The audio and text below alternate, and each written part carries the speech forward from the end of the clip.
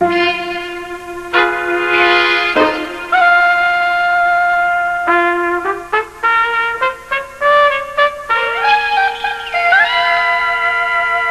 was hazardous with the, one of the things was that we did about 4 or 5 of these thrill pictures, and it was hard to keep from being established as a thrill comedian. Yeah. Because that was just a small part of what we did. Harold Lloyd was an ordinary American businessman who lived a conventional life. He'd get up in the morning, he'd go to work. His work was being a genius.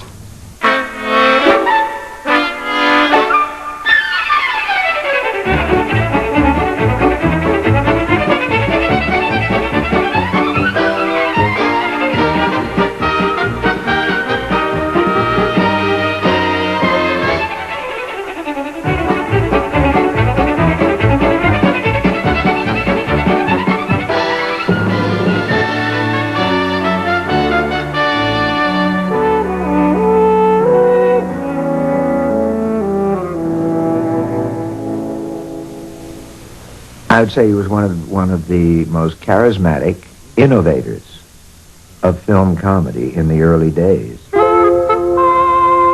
current generation of young people, the 20-year-olds, don't know anything about Harold Lloyd. You say something about Harold Lloyd and they say, who?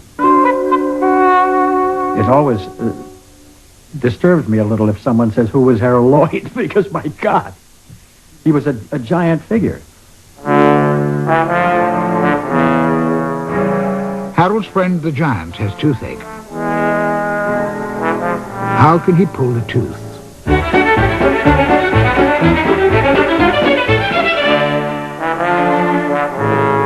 Harold Lloyd always began with a simple idea and built his gags upon it.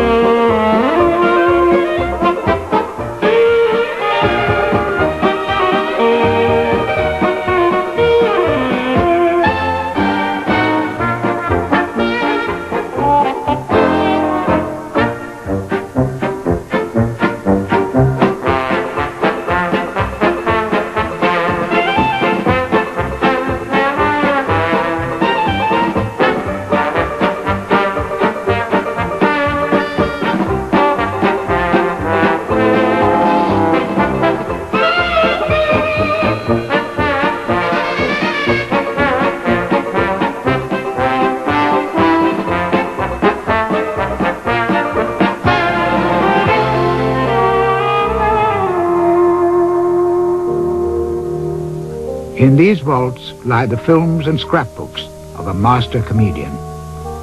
Once he rivaled Chaplin. Now Harold Lloyd is hardly more than a name in the history books. He was not a born clown. He had none of the childhood vaudeville training of Chaplin or Keaton. Yet he made more films than the two of them put together. He became one of the richest men in Hollywood. He was born here in Birchard, Nebraska in 1893. A classic American success story. Lloyd liked to recall the Tom Sawyer quality of his boyhood. Harold's family were poor people, and Harold really learned to live from hand to mouth. He often had a story to me that he learned the value of a nickel by going to a bakery and getting a sugar donut. And maybe some of this hand-to-mouth existence had a lot to do with some of his future experiences in the motion picture business. The poor kids always come out ahead by being smart. Harold's father ran just such a lunch counter as this, one of many ideas that failed. He had a sense of charm, but none of business, although his nickname was Foxy. Harold's mother regretted marrying Foxy. She resented the constant moves the family had to make and the constant changes of schools for Harold and his elder brother, Gaylord. As a result, Harold was virtually self-educated. He drew upon his childhood for his films, but he portrayed himself as the boy he wasn't. At Durango, Colorado, he spent 3 of his teenage years. Well, I think he was the most popular kid in the neighborhood.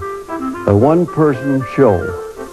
And with him, it was always follow the leader, and he was always the leader.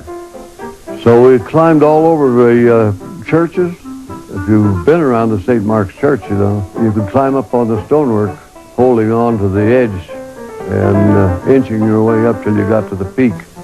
And it was not unusual for Harold Lloyd to go up one side and some kid up the other, and before you could get up there, why, he'd be coming down. Harold displayed other skills. Besides boxing, he astonished the boys with his magic tricks. He would sell you a trick. You want to buy them. Tell you what, but he'd never explain it to you. Like his mother, Harold was passionate about the theatre, and John Lane Connor, who ran a traveling stock company, had become his mentor. I started when I was about 12 years old. In fact, I did everything in the theater, from usher, candy butcher, property man, assistant stage manager. Oh, I went on through the whole gamut. But all this gave you tremendous experience. Foxy, now divorced, won $3,000 after an accident. He wanted to go east, Harold west, to join Connor.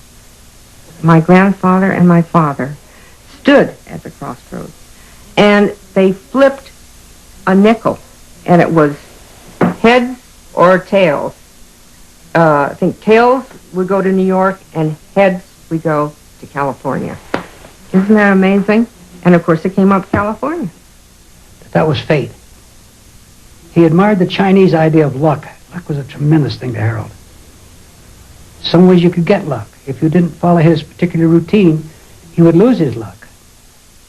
They went to San Diego, where Harold joined John Connor's School of Expression. He also enrolled in high school and acted in school plays, determined to become a great dramatic actor. The Edison Company visited San Diego in 1913 and asked Connor to provide extras. Harold Lloyd's first appearance on the screen. He's the Indian serving drinks in the background. Hardly noticeable unless we enlarge the frame. But there was no more work like this. When his father's money ran out, they went to Los Angeles. There was little work here either, and Harold and Foxy were soon destitute. But extra work in films paid the rent. And so Harold went to Hollywood on the streetcar and met the man who had changed his life, Hal Roach. All of the extras are looking for a job or in the street in front of the Universal, and Harold Lloyd and Frank Bozzaghi, who afterwards was a very big director, and I were there, each having a different way to get a job. Harold Lloyd had a friend that made little pictures of him on Main Street, and he took every makeup he could think of, and when they were casting where there was an Indian or a cowboy or whatever it was, he had a picture for that makeup, and he'd show the assistant director. And I remember one time going to the old Biograph, to the casting director there, and I took out this little portfolio of mine, and he said, Lloyd, you're not the picture type. It was one more setback, but he persevered. He finally broke into a studio by subterfuge, an experience he turned into a comedy 5 years later.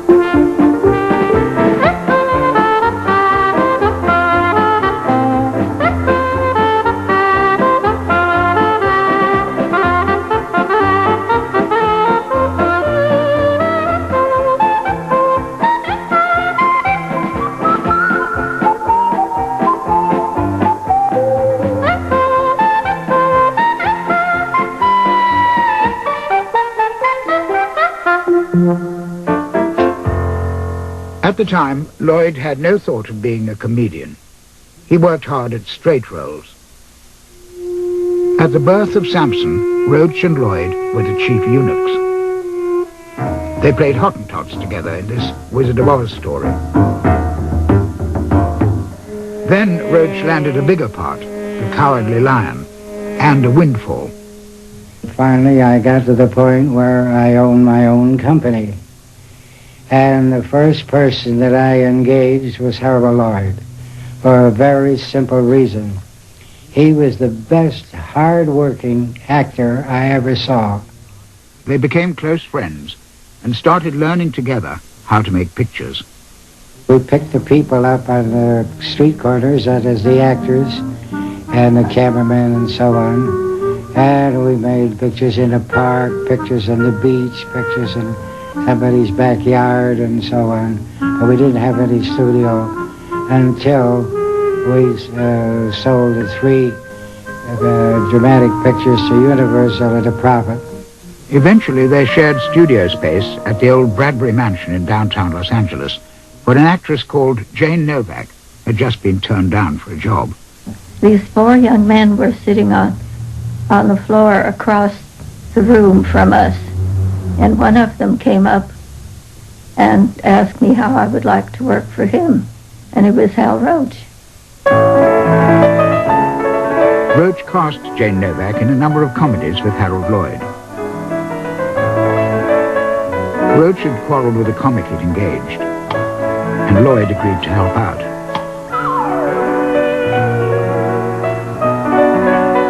Like other comics, his character was an imitation of Charlie Chaplin. He got $5 a day. Roy Stewart, leading man in the dramas, got $10. Lloyd told the story at a lecture. So I thought I was as important as Roy, and so I said to him, I got to have $10 a day. He said, but Harold, we can't afford it. I said, but you're paying Roy? Well, he says he won't work for any less. So I quit, too. And that's how I went to Sennett. Max Sennett had discovered most of the great comedians. He hardly noticed Lloyd. But at least Harold learned to pratfall. But I was never too happy, and then Roach came after me. We had done a picture called Just Nuts that Roach was offered a fine contract before if he could get back the principals, and I was the main principal, and of course he came and offered me a tremendous sum of about $50 a week. Sennett's top comic, Ford Sterling, was acting with Lloyd. She says, oh my God, Lloyd, he said, what do you want to go with a little one-horse independent company like that for? And he said, I don't think that you should really go in for this comedy stuff.